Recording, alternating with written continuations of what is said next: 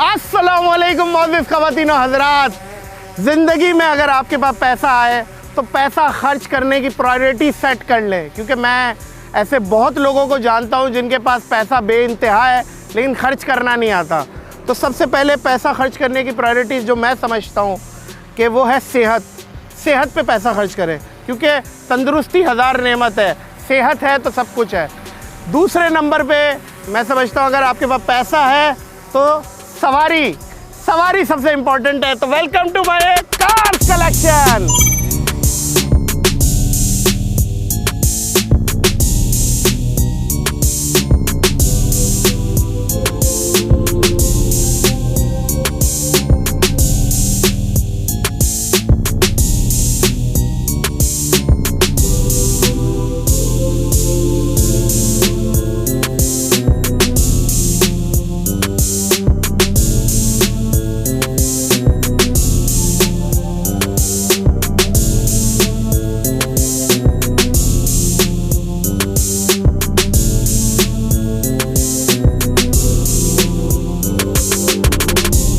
हाँ जी मोअज़्ज़िज़ ख़वातीन व हज़रात, ये है फॉर्च्यूनर 2.8 डीज़ल और ये गाड़ी फुल ऑप्शन है और टॉप ऑफ द लाइन है फॉर्च्यूनर की। असल में मैं एसयूवी हमेशा से ख्वाहिश थी लेने की कि एसयूवी मैं लूँ 7 सीटर। असल में वो टीम के हिसाब से भी और ऑफ रोडिंग के हिसाब से, क्योंकि नॉर्दर्न एरियाज़ पे जाना होता है तो वहाँ पे कोई और गाड़ी चलती नहीं है, कार तो नहीं चलती वहाँ। इस तरह की रफ़ एंड टफ़ चीज़ चाहिए थी, तो ये मैंने 2019 की एंड में ली थी और ये पोस्ट भी बड़ी वायरल हुई थी, याद होगा आपको, फटी बनियान से टोयोटा फॉर्च्यूनर तक का सफ़र। देखिए मोअज़्ज़िज़ ख़वातीन व हज़रात, इसमें हरगिज़ अल्लाह माफ़ करे ये ना समझिएगा मैं शो ऑफ़ कर रहा हूँ, मैं सिर्फ मोटिवेट कर रहा हूँ कि मेरे जैसा बंदा जो मोटरसाइकिल पे घूमता था और वो मोटरसाइकिल भी उसकी नहीं थी, अब्बा ने दिलाई हुई थी, तो वो कर सकता है ये सब चीज़ें, तो आप लोग भी कर सकते हैं अगर आप मुस्तकिल मिजाजी और कंसिस्टेंसी रखें। लग्जरीज़ ये एसेट्स भी हैं आज के दौर में, तो ये एसेट्स शुमार किया जाता है क्योंकि गाड़ियों के रेट आसमानों को छू रहे हैं। जिस पैसों में गाड़ी मैंने ली थी उससे तकरीबन 10-15 लाख रुपए ये महंगी हो गई है, दूसरी गाड़ियां भी महंगी हो गई हैं। तो हमेशा मैं इस चीज़ पे बोलता हूँ कि आप जब भी अपना अच्छा टाइम हो उस टाइम अपना एसेट्स एटलीस्ट बना लें। अच्छा, एक चीज़ और हमेशा याद रखिएगा, जब भी आप लोग पहली गाड़ी लें और आप लोगों के पास अगर अच्छी गाड़ी लेने का बजट है तो कार पे नहीं जाइएगा। मर्सिडीज़, ऑडी, BMW इस तरह की के एक कार, और नो डाउट उनकी अपनी एक क्लास है, लेकिन मैं समझता हूँ 4x4 और आपको जो रफ़ एंड टफ़ और बंदों की कैपेसिटी भी ज़्यादा है और एक उसका एक्सटीरियर इंटीरियर लुक और एक मतलब लाइक एक भरम जिसे हम कहते हैं ना, वो भी भरपूर है। तो हमेशा पहली गाड़ी आपकी ये होनी चाहिए। दूसरी गाड़ी आपके पास करोला या कोई ऐसी होनी चाहिए जो डेली यूज़ में आप उसे रख सकें, कोई सौदा सर्फ लेने के लिए जिसे हम आम ज़बान में कहते हैं ना, उसके यूज़ में फिर दूसरी गाड़ी वो होनी चाहिए। तीसरी गाड़ी फिर जो आपको शौक़ है वो रखें, मर्सिडीज़ रखें, ऑडी रखें, आप लैम्बोर्गिनी रखें, फरारी रखें। तो ये एक तरतीब है, तो इस तरतीब पे अगर आप फॉलो करेंगे तो मैं समझता हूँ कि ये अच्छी रहेगी। चलें अब दूसरी गाड़ी का मैं आपको रिव्यू देता हूँ, उसके हवाले से मैं बात करता हूँ।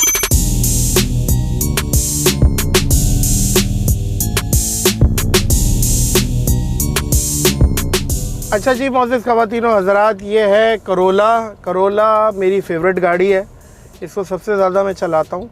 असल में इसे हम कमर्शियल गाड़ी भी कहते हैं, गधा गाड़ी भी कहते हैं।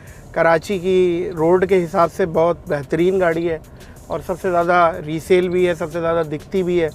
तो ये गाड़ी इस वजह से मेरी फेवरेट गाड़ी है। और दूसरी चीज़ ये है कि अल्लाह आपका भला करे, इसके जो मैकेनिक और दूसरी चीज़ जो इसके पार्ट्स हैं ना, वो गली के कोने से भी मिल जाते हैं। और एक देसी सोच है, जैसे एक आम आदमी सोचता है गाड़ी लेते हुए, तो वही चीज़ ज़ाहिर है हम भी सोचते हैं।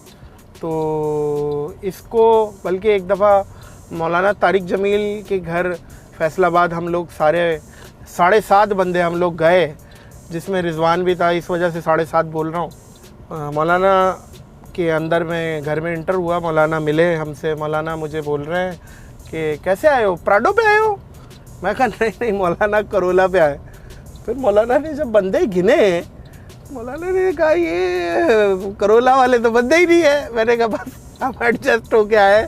रिजवान को नीचे लिटा दिया था, हम 3-4 पीछे बैठ गए थे, एक आगे बैठ गया था, एक यहाँ बैठ गया था। तो इस तरीके से हमने सफ़र किया। और ये 2019 में मैंने ब्रांड न्यू ली थी और तकरीबन इसे मैंने कोई 50-1000 किलोमीटर चला चुका हूँ अभी तक। बाकी मैं एक बात समझता हूँ, ये जो गाड़ियाँ हैं, करोला हो गई, सिविक हो गई या दूसरी गाड़ियाँ हैं, तो इन्हें अल्लाह आपका भला करे 2 साल बाद चला के 2-3 साल बाद आप बेच के पैसे डाल के नई ले लें, तो आपके जो अगर नई गाड़ी का आपको चलाने का पैशन है जिसे कहते हैं, वो बरकरार रहेगा। क्योंकि नई गाड़ी मैं कोशिश करता हूँ जब भी गाड़ियाँ जो भी हों अपडेट हों, नई हों, और मतलब उसकी बात ही कुछ और है। ज़ाहिर है मैकेनिक का मुंह ना देखना पड़े, गाड़ी ऐसी हो, ऐसी गाड़ी ना हो कि 5 दिन आप चला रहे हो, 2 दिन वो आपको चला रही है, ऐसी गाड़ी ना हो।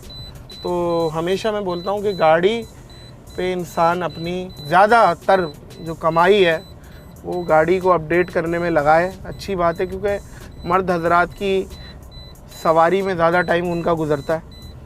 तो ये एक टोयोटा करोला की बात थी। अब मैं आपसे बात करूँगा BRV पे।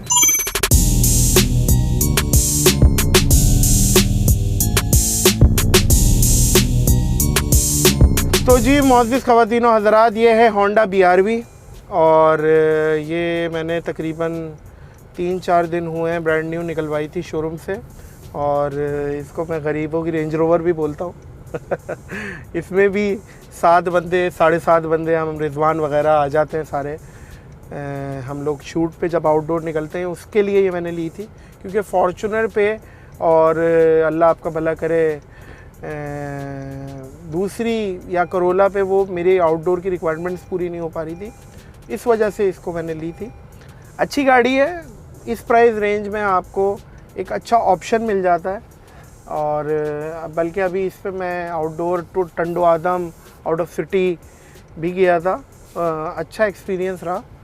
और बाकी तो आपको प्रोफेशनल रिव्यू वाले बताएंगे, लेकिन अगर आप मुझसे पूछेंगे तो मैं रेकमेंड करूँगा ये गाड़ी लें, फैमिली कार है। बाकी तीनों गाड़ियाँ ज़ाहिर है हर माँ को अपनी सारी औलादें अच्छी लगती हैं, तीनों गाड़ियाँ अपनी अपनी जगह बहुत अच्छी हैं। लेकिन पर्सनली अगर मेरी फेवरेट पूछी जाए तो वो करोला है। उसका एक रीसेल भी, क्योंकि 2014 मॉडल एक दफ़ा मैंने बेचा तो आधे घंटे के अंदर मुअज़्ज़िज़ ख़वातीन व हज़रात वो बिक गई। तो ये एक उसकी एक वैल्यू है करोला की। तो इस वजह से ये मुझे वो ज़्यादा चीज़ अट्रैक्ट करती है जिसकी रीसेल ज़्यादा हो। एक देसी सोच है, मतलब आप डिसएग्री कर सकते हैं, लेकिन ड्राइव में तो ज़ाहिर है आपको अगर ऑफ रोडिंग का मज़ा लेना है तो वो तो फॉर्च्यूनर है। और होंडा BRV को भी मैंने सोचा है कि इसको एक ट्राई करेंगे, इसको कलाम वगैरह सवात वगैरह लेके जाएंगे, देखते हैं कि क्या होता है।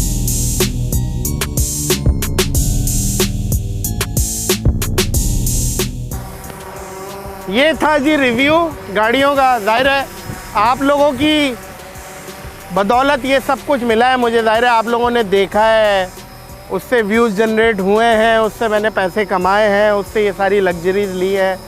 मकसद दिखाना, शो ऑफ करना नहीं है, मकसद मोटिवेट करना है। क्योंकि मैं ये चीज़ें अपनी फैमिली से तो शेयर करता हूँ, ये चीज़ें आप लोगों से भी शेयर करना बनता है, क्योंकि आप भी तो मेरी YouTube की फैमिली है ना। तो उम्मीद करता हूँ कि ये एपिसोड आपको पसंद आया होगा। अपना और अपने सराउंडिंग में लोगों का ख्याल रखिएगा। मुझे दीजिए इजाज़त। अस्सलाम वालेकुम।